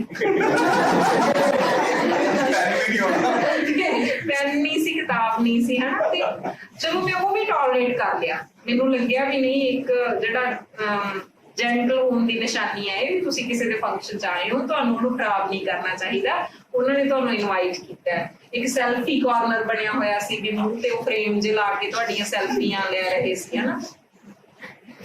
ਤੇ ਐਂਡ ਤੇ ਕੀ ਹੋਇਆ ਵੀ ਜਦੋਂ ਪਾਰਟੀ ਖਤਮ ਹੋਣੀ ਸੀ, ਉਹਨਾਂ ਨੇ ਮਿਊਜ਼ਿਕ ਲਾ ਲਿਆ ਤੇ ਮਿਊਜ਼ਿਕ 'ਚ ਉਹੀ ਗਾਣੇ ਵੱਜ ਰਹੇ ਸੀ, ਲੱਕ 28 ਕੁੜੀ ਦਾ 47 ਤੇ ਸਾਰੀਆਂ ਔਰਤਾਂ ਡਾਂਸ ਕਰ ਰਹੀਆਂ ਸੀ, ਪੰਜਾਬੀ ਗਾਣੇ ਚੱਲ ਰਹੇ ਸੀ। ਹਾਲਾਂਕਿ ਉਹਨਾਂ ਨੇ ਪੂਰੇ ਫੰਕਸ਼ਨ 'ਚ ਜਿਹੜੀਆਂ ਉਹ ਔਰਤਾਂ ਸੀ ਉਹਨਾਂ ਨੇ ਇੱਕ ਵੀ ਸ਼ਬਦ ਪੰਜਾਬੀ ਦਾ ਨਹੀਂ ਬੋਲਿਆ, ਜਾਂ ਉਹ ਇੰਗਲਿਸ਼ 'ਚ ਗੱਲ ਕਰ ਰਹੀਆਂ ਸੀ ਜਾਂ ਉਹ ਹਿੰਦੀ 'ਚ ਗੱਲ ਕਰ ਰਹੀਆਂ ਸੀ। ਤੋ ਉਹ ਜਦੋਂ ਗਾਣਿਆਂ ਤੇ ਨੱਚਣ ਲੱਗ ਗਈਆਂ, ਜਿਹਦੇ 'ਚ ਹੈਰੀ ਮਾਨ ਦੇ ਗਾਣੇ ਸੀ ਜਿਹੜੇ ਵਿਮਨ ਦੀ ਬੋਡੀ ਤੇ ਵਿਮਨ ਤੇ ਵੀ ਪਹਿਲਾ ਪੈਗ ਲਾ ਕੇ ਤੇਰੀ ਬਾਂਹ ਫੜਨੀ, ਦੂਜਾ ਪੈਗ ਲਾ ਕੇ, ਹਨਾ ਤੁਸੀਂ ਸੁਣੇ ਹੋਣੇ ਆ ਸਾਰੇ ਗਾਣੇ, ਕਿਉਂਕਿ ਸਾਡੇ ਘਰਾਂ 'ਚ ਅਸੀਂ ਜਿੰਨੇ ਮਰਜ਼ੀ ਜੈਂਟਲ ਹੋਣ ਦਾ ਢੋਂਗ ਕਰੀਏ ਗਾਣੇ ਆਹੀ ਚੱਲਦੇ ਨੇ, ਹਨਾ ਸਾਡੇ ਵਿਆਹਾਂ 'ਚ ਗਾਣੇ।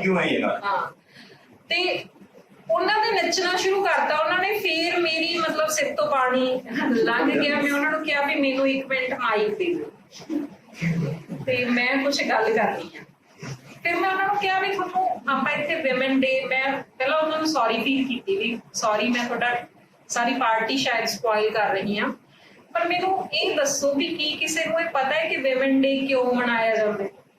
ਕਿਸੇ ਨੂੰ ਵੀ ਨਹੀਂ ਪਤਾ ਸੀ ਕਿਸੇ ਨੂੰ ਵਿਮਨ ਡੇ ਦੀ। ਦੇ ਵਰ ਟੀਚਰਸ, ਸਕੂਲ ਦੀ ਪ੍ਰਿੰਸੀਪਲ ਸੀ ਉੱਥੇ, ਉਹਨਾਂ ਨੂੰ ਵਿਮਨ ਡੇ ਬਾਰੇ ਕੁਝ ਨਹੀਂ ਪਤਾ ਸੀ ਕਿਸੇ ਨੇ। ਫੈਮਿਨਿਜ਼ਮ ਜਿਹਨੂੰ ਅਸੀਂ ਕਹਿੰਦੇ ਆ, ਵਿਮਨ ਦੀ ਲੜਾਈ ਦੀ ਜਿਹੜੀ ਕਹਾਣੀ ਤੇ ਉਹ ਜਿਹੜੀ ਥਿਊਰੀ ਆ ਜਿਹਦੇ ਬੇਸ ਤੇ ਔਰਤਾਂ ਲੜਦੀਆਂ ਨੇ, ਉਹਦੀ ਬੇਸਿਕ ਕਿਤਾਬ ਹੈ ਦਾ ਸੈਕਿੰਡ ਸੈਕਸ, ਜਿਹੜੀ ਸਿਮੋਨ ਦੀ ਲਿਖੀ ਹੋਈ ਆ। ਉਹ ਕਿਸੇ ਨੇ ਨਾ ਪੜ੍ਹੀ ਸੀ ਨਾ ਉਹਦੇ ਬਾਰੇ ਸੁਣਿਆ। ਮੈਂ ਕਿਹਾ ਵੀ ਮੈਂ ਤੁਹਾਨੂੰ ਇੱਕ ਤਾਂ 4-5 ਕਿਤਾਬਾਂ ਦੱਸ ਦਿੰਦੀ ਆ ਵੀ ਉਹ ਜ਼ਰੂਰ ਪੜ੍ਹ ਲਿਓ ਤੁਸੀਂ ਸਾਰੀਆਂ। ਵੀ ਇਹ ਜਿਹੜਾ ਦਿਨ ਹੈ ਔਰਤਾਂ ਨੇ ਆਪਣਾ ਖੂਨ ਵਹਾ ਕੇ ਲਿਆ ਹੋਇਆ, ਹਨਾ, ਇਹ ਨੱਚਣ ਲਈ ਨਹੀਂ ਹੈਗਾ। ਤੇ ਜਿਵੇਂ ਤੁਸੀਂ ਸਾਰੀਆਂ ਤਿਆਰ ਹੋ ਕੇ ਆਈਆਂ, ਇਹ ਨਾ ਬੇਟੇ 2 ਟਰਮਸ ਨੇ, ਮੈਂ ਥੋੜਾ ਤੁਹਾਨੂੰ ਐਕਸਪਲੇਨ ਕਰ ਦਿੰਨੀ ਆ। ਇੱਕ ਇਹਨੂੰ ਨਾ ਪਿੱਤਰ ਕੀ ਪ੍ਰਬੰਧ ਕਿਹਾ ਜਾਂਦਾ ਵੀ ਜਿਹੜਾ ਘਰ 'ਚ ਬੱਚਾ ਪੈਦਾ ਹੁੰਦਾ ਤੇ ਉਹਦੀ ਜਿਹੜੀ ਜਾਇਦਾਦ ਆ ਪੇਰੈਂਟਸ ਦੀ, ਉਹ ਸਾਰੀ ਮੁੰਡੇ ਨੂੰ ਮਿਲਦੀ ਹੈ। ਸਾਡੇ ਘਰਾਂ 'ਚ ਆਈ ਆ ਨਾ, ਕੁੜੀ ਨੇ ਤਾਂ ਵਿਆਹ ਕਰਾ ਕੇ ਅਗਲੇ ਘਰ ਚਲੇ ਜਾਣਾ, ਕੁੜੀ ਨੂੰ ਪੇਰੈਂਟਸ ਦੀ ਜਾਇਦਾਦ ਦਾ ਕੋਈ ਹਿੱਸਾ ਨਹੀਂ ਮਿਲਦਾ। ਹਾਲਾਂਕਿ ਕਾਨੂੰਨ ਹੈਗਾ, ਕੁੜੀ ਚਾਹਵੇ ਤਾਂ ਆਪਣੇ ਪੇਰੈਂਟਸ ਦੀ ਜਾਇਦਾਦ ਕਲੇਮ ਕਰ ਸਕਦੀ ਹੈ, ਪਰ ਸਾਡੇ ਕੁੜੀਆਂ ਲੈਂਦੀਆਂ ਨਹੀਂ। ਉਹਦੇ ਨਾਲ ਉਹਦੇ ਆਪਦੇ ਭਰਾਵਾਂ ਨਾਲ ਰਿਲੇਸ਼ਨ ਖਰਾਬ ਹੁੰਦੇ ਨੇ, ਆਪਦੇ ਪੇਕਿਆਂ ਨਾਲ ਰਿਲੇਸ਼ਨ ਖਰਾਬ ਹੁੰਦੇ ਨੇ। ਜਿਹੜਾ ਅਸੀਂ ਵਿਤਕਰਾ ਕਹਿੰਦੇ ਆ ਨਾ ਵੀ ਸਹੁਰੇ ਘਰ 'ਚ ਹੁੰਦਾ ਕੁੜੀਆਂ ਨਾਲ, ਉਹ ਸਾਡੇ ਪੇਰੈਂਟਸ ਦੇ ਘਰ ਤੋਂ ਸ਼ੁਰੂ ਹੋ ਜਾਂਦਾ। ਸਾਡੇ ਪੇਰੈਂਟਸ ਵੀ ਪਾਪਾ ਦੀ ਜਾਇਦਾਦ 'ਚੋਂ ਕੁੜੀਆਂ ਨੂੰ ਹਿੱਸਾ ਨਹੀਂ ਮਿਲਦਾ, ਉਹ ਮੁੰਡੇ ਦੀ ਹੈ। ਕੁੜੀਆਂ ਨੂੰ ਤਾਂ ਵਿੱਚੋਂ 4-5 ਲੱਖ 10 ਲੱਖ ਲਾ ਕੇ ਵਿਆਹ ਦਿੰਦੇ ਨੇ, ਬਸ ਉਹ 50 ਲੱਖ ਜਾਂ ਕਰੋੜ ਦੀ ਜਿਹੜੀ ਜਾਇਦਾਦ ਆ ਉਹ ਮੁੰਡੇ ਦੀ ਹੈ, ਹਨਾ। ਸੋ ਉਹ ਜਿਹੜਾ ਵਿਤਕਰਾ ਉਹ ਬਾਪੂ ਤੋਂ ਹੀ ਸ਼ੁਰੂ ਹੋ ਜਾਂਦਾ। ਇਹ ਨਾ ਕਿ ਉਹ ਵੀ ਸਹੁਰੇ ਘਰੇ ਜਾ ਕੇ ਹੁੰਦਾ। ਤੇ ਇਹਨੂੰ ਅਸੀਂ ਪਿੱਤਰ ਕੀ ਪ੍ਰਬੰਧ ਕਹਿੰਦੇ ਆ ਵੀ ਜੇ ਔਰਤ ਨੇ ਸੋਹਣੀ ਬਣਨਾ ਤਾਂ ਕਿਹਦੇ ਲਈ ਬਣਦੀ ਹੈ? ਫੇਸ਼ੀਅਲ ਕਰਾਉਂਦੀਆਂ ਨੇ, ਆਪਣੀ ਬਾਡੀ ਤੇ ਵਾਇਲੈਂਸ ਕਰਦੀਆਂ ਨੇ, ਘੱਟ ਖਾਂਦੀਆਂ ਨੇ, ਅਨੀਮਿਕ ਹੁੰਦੀਆਂ ਨੇ, ਖੂਨ ਘੱਟ ਹੁੰਦਾ, ਹਨਾ। ਕਿਹਦੇ ਲਈ ਹੈ? ਬੰਦਿਆਂ ਨੂੰ ਸੋਹਣੀਆਂ ਲੱਗਣ ਲਈ, ਹਨਾ। ਤਾਂ ਅਸੀਂ ਮਤਲਬ ਜਿਵੇਂ ਅਸੀਂ ਸਿਰਫ ਬੰਦਿਆਂ ਲਈ ਜਿਉਂਦੀਆਂ ਹੋਈਏ, ਹਨਾ। ਅਸੀਂ ਜੋ ਵੀ ਕੁਝ ਕਰਦੇ ਹਾਂ ਸੋਹਣੇ ਲੱਗਣਾ ਕੋਈ ਮਾੜੀ ਗੱਲ ਨਹੀਂ ਹੈ। ਮੇਰਾ ਬੜਾ ਦਿਲ ਕਰਦਾ, ਮੈਂ ਕਈ ਵਾਰ ਮੇਕਅਪ ਵੀ ਕਰ ਲੈਂਦੀ ਹਾਂ, ਮੈਂ ਪਾ ਵੀ ਲੈਂਦੀ ਹਾਂ ਕੰਨਾਂ ਕੁੰਨਾਂ 'ਚ ਕੁਛ, ਪਰ ਤੁਸੀਂ ਆਪਣੇ ਲਈ ਵੀ ਤਾਂ ਸੋਹਣੇ ਲੱਗ ਸਕਦੇ ਹੋ, ਤੁਹਾਨੂੰ ਸੋਹਣੇ ਲੱਗਣਾ ਪਸੰਦ ਹੋਵੇ, ਹਨਾ।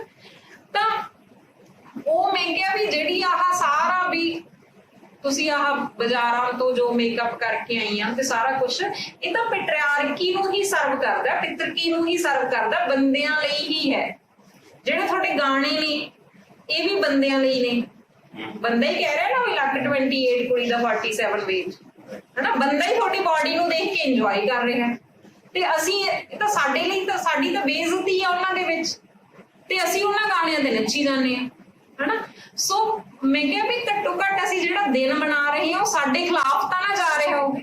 ਜਿਵੇਂ ਮੈਂ ਤੁਹਾਨੂੰ ਪਹਿਲਾਂ ਦੱਸਿਆ ਵੀ ਜਿਹੜਾ ਸਿਸਟਮ ਇਹ ਤੈਅ ਕਰਦਾ ਵੀ ਸਿਰ ਤੇ ਚੁੰਨੀ ਲੈਣੀ ਆ, ਅੱਜ ਤੋਂ 50 ਸਾਲ ਪਹਿਲਾਂ ਜਿਹੜਾ ਸਿਸਟਮ ਇਹ ਤੈਅ ਕਰਦਾ ਸੀ ਕਿ ਸਿਰ ਤੇ ਚੁੰਨੀ ਲੈਣੀ ਆ, ਉਹੀ ਸਿਸਟਮ ਕਹਿੰਦਾ ਵੀ ਤੁਸੀਂ ਗਿੱਟੇ ਨੰਗੇ ਰੱਖਣੇ ਆ। ਉਹੀ ਸਿਸਟਮ ਕਹਿੰਦਾ ਕਿ ਤੁਹਾਡੀ ਜਿਹੜੀ ਜੀਨ ਹੈ ਉਹ ਕਿੰਨੀ ਨੀਵੀਂ ਹੋਊਗੀ ਤੇ ਕਿੰਨੀ ਉੱਚੀ ਹੋਊਗੀ।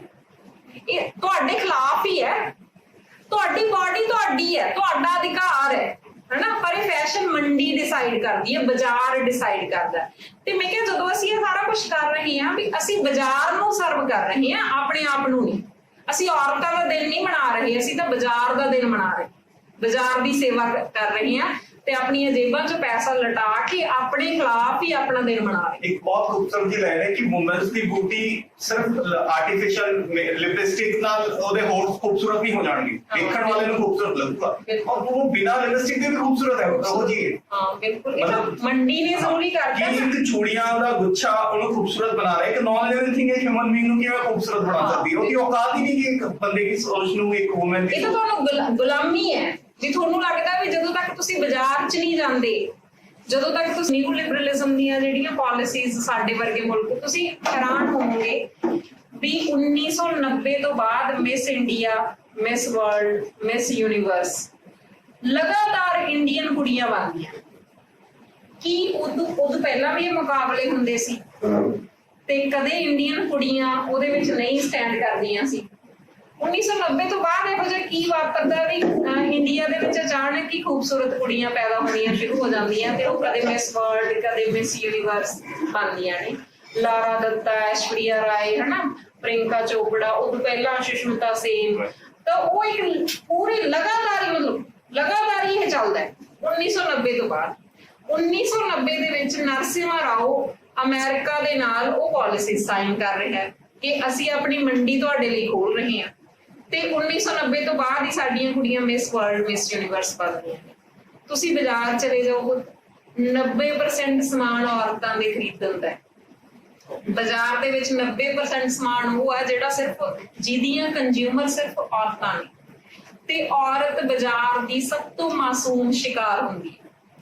ਤੁਹਾਡੀ ਆਪਣੀ ਬਾਡੀ ਤੁਹਾਨੂੰ ਆਪਣੀ ਨਹੀਂ ਲੱਗਦੀ, ਤੁਹਾਨੂੰ ਲੱਗਦਾ ਹੈ ਕਿ ਮੇਰੇ ਬੁੱਲ ਸੋਹਣੇ ਨਹੀਂ ਹੈਗੇ, ਲਿਪਸਟਿਕ ਲਾ ਕੇ ਸੋਹਣੇ ਲੱਗਣਗੇ। ਤੁਹਾਡੇ ਮਨ 'ਚ ਕੰਪਲੈਕਸ ਪੈਦਾ ਕਰਤਾ, ਹਨਾ, ਤੁਸੀਂ ਇਨਕੰਪਲੀਟ ਫੀਲ ਕਰਤਾ ਤੇ ਬਾਜ਼ਾਰ ਤੁਹਾਨੂੰ ਪੂਰਾ ਕਰੂਗਾ, ਪਾਰਲਰ ਤੁਹਾਨੂੰ ਪੂਰਾ ਕਰੂਗਾ, ਬਾਜ਼ਾਰ ਤੁਹਾਨੂੰ। ਇਸੇ ਲਈ ਸੁਸ਼ਮਿਤਾ ਸੇਨ ਦਾ ਮਾਡਲ ਹੈ ਤੁਹਾਡੇ ਸਾਹਮਣੇ, ਇਸੇ ਲਈ ਐਸ਼ਵਰਿਆ ਨੂੰ ਮਿਸ ਯੂਨੀਵਰਸ, ਕਿ ਇੰਡੀਆ ਦੀਆਂ ਕੁੜੀਆਂ 'ਚ ਸੁਪਨਾ ਪੈਦਾ ਕੀਤਾ ਜਾਵੇ ਕਿ ਉਹਨਾਂ ਨੇ ਸੁਸ਼ਮਿਤਾ ਸੇਨ ਤੇ ਐਸ਼ਵਰਿਆ ਵਰਗੇ ਦਿਖਣਾ ਹੈ। ਉਹਦੇ ਲਈ ਉਹ ਬਾਜ਼ਾਰ ਜਾਣ, ਉਹਦੇ ਲਈ ਉਹ ਪਾਰਲਰ ਜਾਣ। ਇਹ ਜ਼ਰੂਰੀ ਕਰਤਾ, ਹਨਾ।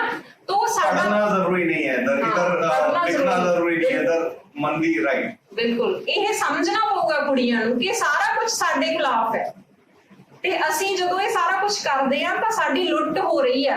ਤੁਸੀਂ ਦੇਖੋ ਤਾਂ ਸਹੀ ਕਿ ਸਾਨੂੰ ਆਪਣੀ ਦੇਹ ਹੀ ਨਹੀਂ ਸੋਹਣੀ ਲੱਗਦੀ, ਸਾਨੂੰ ਆਪਣੀ ਬਾਡੀ ਜਿਵੇਂ ਉਹ ਨੈਚੁਰਲ ਹੈ। ਇੱਕ ਥਿੰਕਰ ਕਹਿੰਦੀ ਆ ਵੀ ਇਹ ਸਾਨੂੰ ਸਾਡੀ ਦੇਹ ਨਾਲੋਂ ਤੋੜਨ ਦਾ ਤਰੀਕਾ ਹੈ, ਸਾਡੀ ਬਾਡੀ ਨਾਲੋਂ ਤੋੜਨ ਦਾ ਤਰੀਕਾ ਹੈ ਵੀ ਇਹਨੂੰ ਕੋਈ ਮੋਤੀਆਂ ਦਾ ਹਾਰ ਪੂਰਾ ਕਰੂਗਾ, ਇਹਨੂੰ ਕੋਈ ਲਿਪਸਟਿਕ ਸੋਹਣਾ ਬਣਾਊਗੀ ਤੇ ਤੁਸੀਂ ਆਪਣੇ ਆਪ ਨੂੰ ਨਫ਼ਰਤ ਕਰਨਾ ਸ਼ੁਰੂ, ਆਪਣੀ ਬਾਡੀ ਉਹ ਮੇਕਅਪ ਤੋਂ ਬਿਨਾਂ ਇਨਕੰਪਲੀਟ ਲੱਗਦੀ ਹੈ ਤੁਹਾਨੂੰ ਤੇ ਤੁਹਾਡੇ ਅੰਦਰ ਤਾਂ ਪਹਿਲਾਂ ਹੀ ਕੰਪਲੈਕਸ ਪੈਦਾ ਕਰਤਾ, ਸਾਡੀ એનર્ਜੀ ਅੱਧੀ ਰਹਿ ਗਈ। ਅਸੀਂ ਹਮੇਸ਼ਾ ਐਂ ਸੋਚਦੇ ਰਹਿੰਦੇ ਹਾਂ ਮੈਂ ਸੋਹਣੀ ਕਿਵੇਂ ਲੱਗੂਗੀ, ਹਨਾ।